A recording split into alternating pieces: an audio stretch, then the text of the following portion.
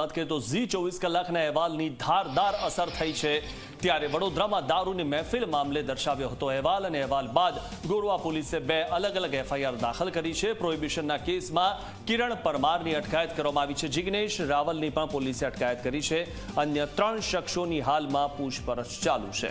Police ગાર્ડનના security ગાર્ડનું પણ નિવેદન લેશે। ગોરવાના કૃષ્ણસાગર તળાવમાંથી દારૂની મહેફિલ ઝડપાઈ હતી અને આપણે વારંવાર એવું કહીએ છીએ કે ગુજરાતમાં દારૂબંધી છે, પરંતુ એ પ્રશ્ન એટલા માટે વારંવાર થાય આ દ્રશ્યો પરથી, કારણ કે પોલીસ જે જગ્યાએ નથી પહોંચી શકતી ત્યાં મીડિયા પહોંચે છે।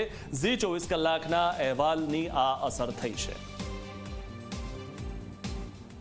ગોરવા તળાવમાં બાજુમાં ગાર્ડન આવેલો છે। ગાર્ડનમાં 2 ઇસમો કન્ઝમ્પશનનું આલ્કોહોલ કન્ઝમ્પશન કરતા હતા।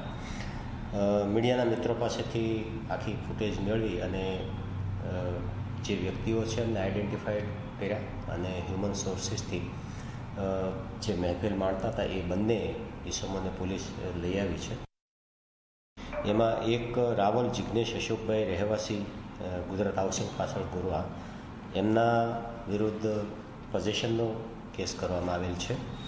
બીજા આરોપી છે કિરણ ગિરીશભાઈ પરમાર, એમના વિરુદ્ધ કન્ઝમ્પશનનો કેસ કરવામાં આવેલ છે। બીજા 3 ઇસમોને પૂછપરછ માટે લઈ આવેલા હતા, પણ એમાં આરોપી તરીકે નથી આવતા, એ સહાયક તરીકે અમે લઈશું।